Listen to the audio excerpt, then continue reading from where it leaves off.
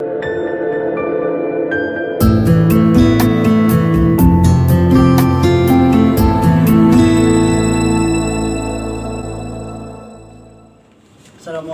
warahmatullahi ta'ala wabarakatuh.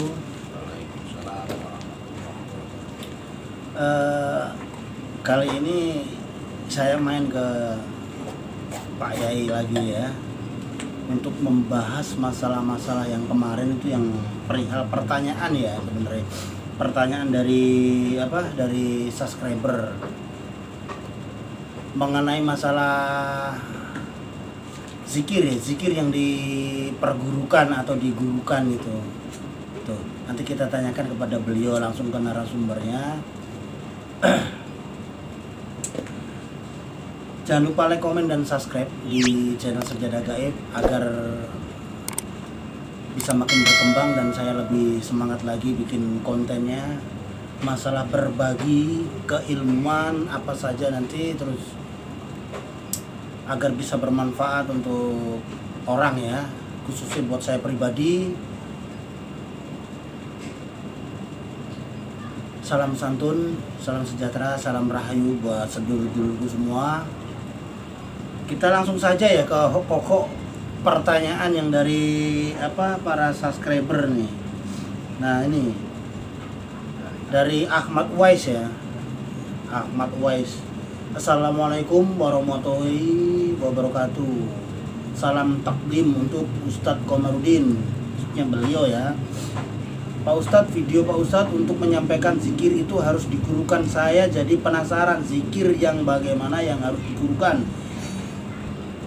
Digurukan kepada siapa? Apa fungsi zikir yang digurukan? Semoga sang empu channel, maksudnya saya yang sang empu channel, jadi yang membuat channel itu, diberikan kesempatan sama Allah untuk ketemu Pak Ustadz Komarudin lagi dan membuat podcast mengenai yang saya tanyakan. Karena di khalayak umum masih banyak yang belum tahu, belum paham, bahkan mungkin banyak yang belum pernah dengar tentang zikir yang digurukan tersebut. Nah, ini bagaimana nih Pak Ustadz nih, untuk jawaban ini menurut tanggapan Pak Ustadz nih? Jadi zikir yang dipergurukan ya, intinya ya seperti itu ya. Jadi zikir yang dipergurukan ini menurut Pak Ustadz sendiri bagaimana nih? Mohon izin dijawab gitu ya. Bismillahirrahmanirrahim. Assalamualaikum warahmatullahi wabarakatuh. Waalaikumsalam warahmatullahi wabarakatuh. Alhamdulillahirabbil alamin. Syukur kita dapat dipertemukan kembali di sini atas nikmat-nikmatnya, atas karunia-Nya Allah, atas segala ilmu-ilmu Allah yang telah dititipkan kepada kita semua. Amin. Kita wajib bersyukur. Yang keduanya, sholawat serta salam semoga selalu tercurah kepada junjungan kita baginda Nabi Muhammad SAW. Semoga kita semua kelak di yaumul akhir, masyar kita akan berkumpul bersama, yaitu bersama para ahli yang secara risalah keilmuan sampai kepada Rasulullah, kepada Allah. Yang ketiganya, rasa syukur yang sangat-sangat kita mesti panjatkan dari Allah Subhanahu wa taala, kita bisa hadir kembali di sini menyampaikan ilmu-ilmunya. Nah, jadi saya terima kasih banget Pak Ustadz ya. Jadi begitu saya main tadi, beliau ada gitu ya, jadi ditanggapi dengan cara baik, dan saya mengenai pertanyaan dari Ahmad Wais ini saya pertanyakan kembali. Jadi bagaimana nih jawabannya mengenai masalah ini, atau masalah perihal pertanyaan ya, bukan masalah, pertanyaan dari Ahmad, saudara kita dari Ahmad Wais nih. Jadi ilmu atau zikir yang digurukan atau yang diijazahkan lah secara ininya ya, umumnya ya, itu memang perlu kita pelajari dan perlu kita kejar, perlu kita cari. Sebab apa? Zikir tanpa seorang pembimbing, tanpa seorang guru, maka tidak akan sampai kepada hadratillah. Nah, seperti kemarin yang saya pernah ucapkan, kun ma'allah wa ilam takun ma'aman wa dzalika mausulika ilallah. Ya, jadilah kita bersama Allah kan gitu. Kalau kita belum bisa jadi bersama Allah, jadilah bersama orang-orang yang membimbing kita kepada Allah. Artinya zikir ini, artinya zikir ini kita perlu bimbingan, sehingga si guru, si pembimbing inilah yang akan mengusulkan kepada kita kepada Allah. Nah, di situ. Makanya banyak para ulama-ulama sufi terdahulu mengatakan, kan, seperti Syekh Abi Yazid Al-Bustami mengatakan bahwa barang siapa yang berguru tidak jelas atau gurunya, barang siapa yang tidak ada gurunya, maka gurunya adalah syaitan. Itu jelas. Saya Imam Abi Yazid Al-Bustami mengatakan seperti itu dalam kitab-kitabnya. Dan juga banyak kitab-kitab lain mengatakan bahwa zikir itu penting, harus ada pembimbingnya. Sehingga ya umumnya kalau kita perhatikan di khalayak umat ya, banyak yang kenapa kok zikir yang jadinya kok pada sepeleng kan begitu ya kan, zikir pada sepeleng akhirnya bukannya semakin menuju ke Allah tapi semakin tersesat. Mungkin gini kali Tat ya, boleh saya tambahkan sedikit mungkin. Jadi pertanyaan dari saudara kita Ahmad Uwais ini mungkin antara perbedaan zikir dengan wirid kali. Jadi mungkin yang beliau pertanyakan ini wirid mungkin begitu gitu ya. Wirid gitu kali ya. Nah, kalau wirid dengan zikir ya, kalau wirid ini begini. Wirid itu asal kata dari aurat. Aurat itu kebiasaan kita gitu loh. Kebiasaan sehari-hari kita. Itu namanya wirid. Kalau zikir artinya khusus mengingat kepada Allah. Ya seperti kita contohnya setiap hari ngopi, ini wirid kita, gitu. Kebiasaan kita ngopi, gitu. Jadi beda antara zikir dengan wirid. Wirid adalah kebiasaan, tapi kebiasaan ini yang mengarahkan kita kepada Allah tersebut, gitu. Nah, sekarang kita kenapa kalau kita harus berzikir kepada guru? Nah, guru ini pun harus jelas kita lihat secara sanad, secara keilmuannya. Nah, sanad keilmuannya itu penting. Sampai kemana lah gitu ya, sampai kemana lah itu harus sampai kepada Rasulullah. Betul. Nah, itu pada umumnya di sini adalah disebut sanad thariqah. Sanad thariqah itulah yang artinya dari guru inilah yang kelak bakal mengusulkan kita kepada Allah dari sini. Jadi ada pertanggungjawabannya gitu ya, gitu maksudnya itu ya. Nah, itulah makanya nanti ketika di padang mahsyar itu ya manusia dikumpulkan dari seluruh manusia yang ada di muka bumi dari zamannya Adam sampai akhir zaman itu kan dikumpulkan ya, dawuhnya Allah itu dalam surat Al-Isra kullu nasi bi imamihim, artinya apa? Setiap umat manusia sedangkan pemimpinnya. Nah, pemimpinnya inilah yang disebut pembimbing kita yang menggiring kita kepada hadratillah tadi gitu. Makanya zikir itu diperlukan seperti itu. Perlukan ada guru, pembimbing. Ketika dia menjalankan zikiran, ya artinya diarahkan supaya tidak tersesat. Zikir ini juga ada yang menyesatkan juga gitu. Walaupun kalimat-kalimat itu dari Asmaul Husna atau dari kalimat-kalimat Al-Qur'an itu bisa saja, karena apa?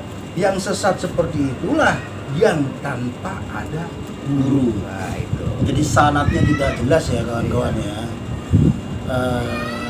Jadi pokok jawabannya apa nih Pak Ustadz nih dari untuk saudara kita nih Muhammad Uwais nih. Apa nih pokoknya nih? Ya artinya jadi yang tadi dipertanyakan ini zikir zikir yang dipergurukan itu seperti apa? Nah, ini nih yang dipertanyakan sama saudara kita nih.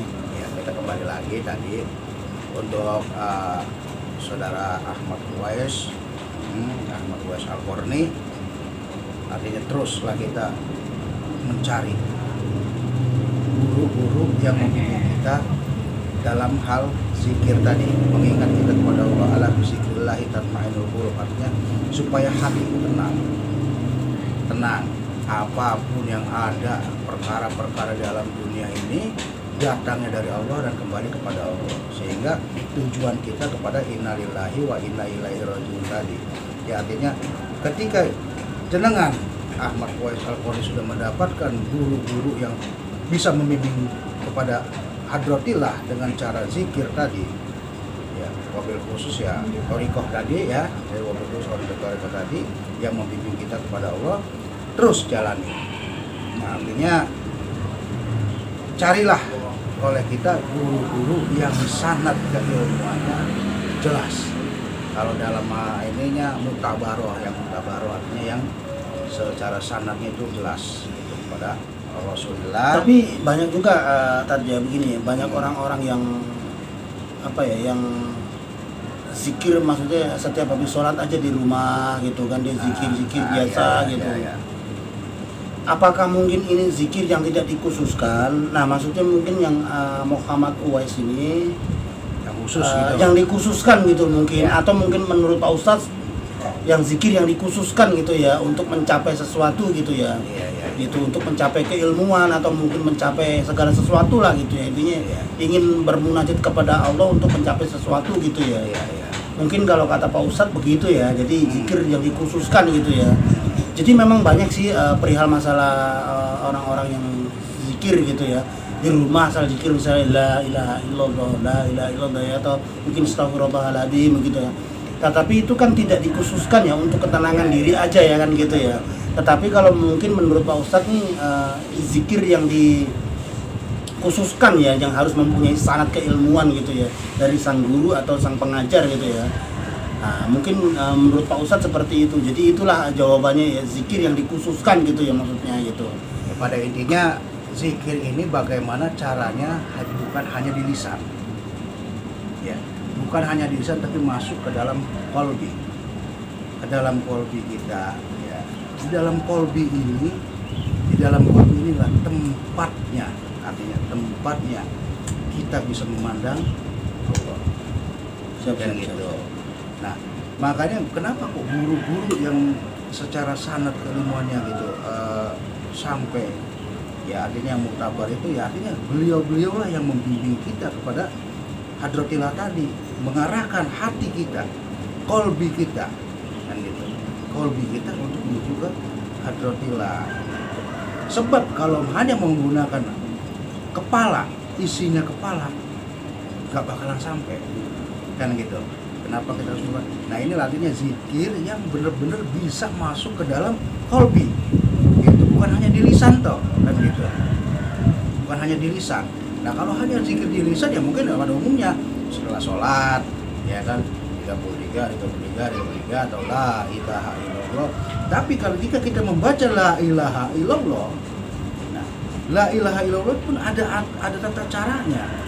Seperti Kanjeng Syekh Abdul Qadir Jailani itu membimbing kepada santri-santrinya membaca kalimat la ilaha illallah itu awalnya itu ditarik dari pusar sampai ke bulu-bulu. La turunin ke bawah susu sebelah kiri. Ilaha masukkan ke bawah susu sebelah kanan, sebelah kiri nih. Jadi sebelah kanan, ilaha masukkan kepada bawah susu sebelah kiri. Illallah. Oh gitu.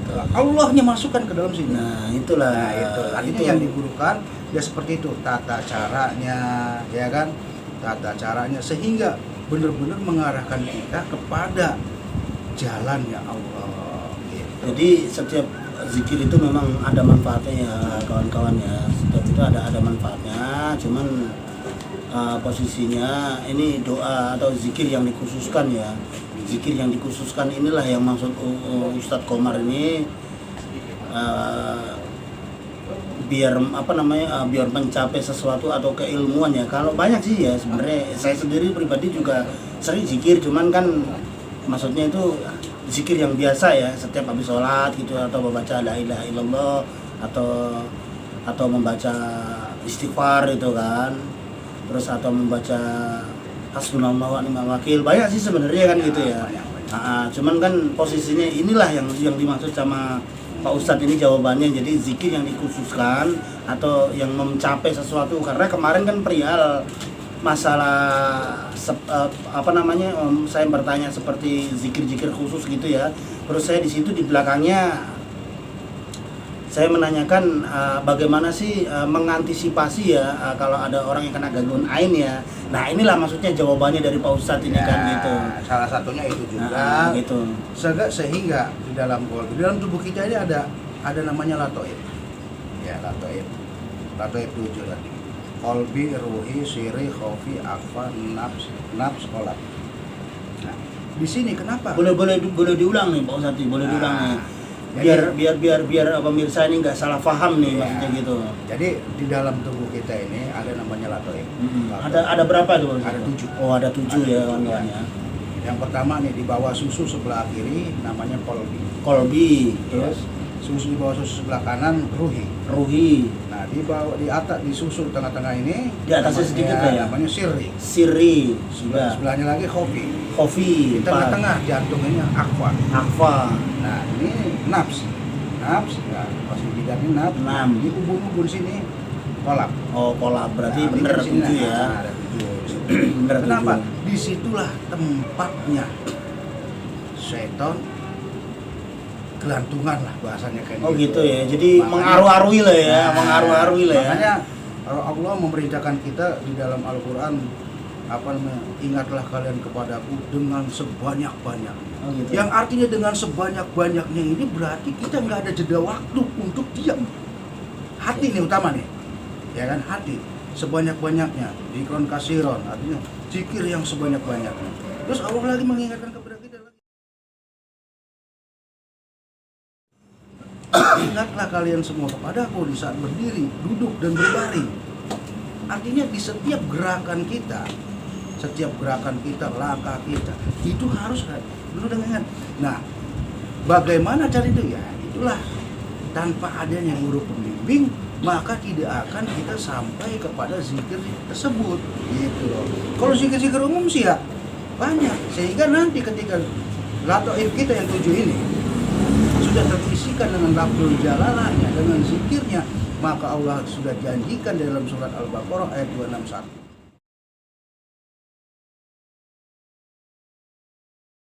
akan dilipat gandakan menjadi 700 setiap amalan kita gitu. Cuma dibutuhkan tadi pembimbing tadi. Kalau tidak ada pembimbing ya biasa aja, normal aja kan gitu. Jadi tidak ada khususnya ya kawan-kawan ya. Jadi kalau zikir yang biasa kita jalani setiap habis sholat, yang ada yang 33 atau mungkin istighfar 100 apa 300 apa berapa gitu ya kan. Jadi itu tidak dikhususkan. Jadi untuk meminta ampunan saja ya gitu ya. Tetapi maksud Ustadz Komar ini zikir yang dikhususkan ya gitu ya. Jadi yang dikhususkan itulah yang perlu bimbingan seorang guru, biar nggak salah paham atau biar nggak salah kaprah, atau kalau bahasa kerennya biar nggak oleng lah ya kan gitu. Biar nggak oleng lah gitu. Karena banyak ya sekarang orang-orang berzikir tanpa guru tuh banyak yang oleng gitu. Mungkin niatnya untuk dikhususkan, cuman dia belajar mungkin maaf ya untuk melalui dari media sosial, dari mulai YouTube apa segala macam. Nah ini yang mengakibatkan agak sedikit oleng orangnya. Iya. Banyak orang-orang sekarang karena ya misalnya media-media elektronik ini udah ilmu tuh banyak. Ya kayak di mbah Google, kita pencet apa aja pasti keluar. Iya betul. Tapi kan tanggung jawabnya nggak ada, kan gitu. Apa di YouTube gitu kan gitu ya. Sekarang banyak yang pada bergurunya kepada itu. Syekh Muhammad Google ya, Syekh Ahmad YouTube. Nah ini, di sini inilah yang artinya nggak jelas asal usulnya. Nah makanya kita harus tadi carilah guru oleh kita, guru zohir, terutama guru zohir kepada kita yang disebut guru mursyid tadi. Akhirnya secara guru mursyid ini secara sanad memang sudah jelas keilmuannya, langsung ke Rasulullah ya. Gitu. Jadi sudah jelas ya pertanyaan dari saudara kita ya, inilah jadi zikir yang dikhususkan gitu ya, maksudnya itu inilah yang dipertanyakan kemarin. Jadi cukup sekian dari saya yang mempunyai channel Sejadah Gaib. Jadi terus terima kasih juga buat guru kita semuanya, khususnya buat saya Ustadz Komarudin ya, yang sudah meluangkan waktunya untuk mengizinkan saya bertanya soal masalah perihal masalah kemarin komenan ya di komenan itu. Jadi kurang lebihnya mohon maaf, dosa banyakkan dari saya gitulah, karena apa, kebenaran milik Allah kan gitu, kesempurnaan milik Allah. Saya di sini tidak sempurna, saya di sini banyak melakukan banyak dosa. Jadi mohon maaf. Akhirul salam dari saya Ki Arya dan Saya Komarudin. Ustadz Komarudin ya kan. Mohon maaf sebesar-besarnya jika ada kata-kata kita yang agak sedikit kurang mengenakan. Jadi assalamualaikum warahmatullahi taala wabarakatuh. Waalaikumsalam.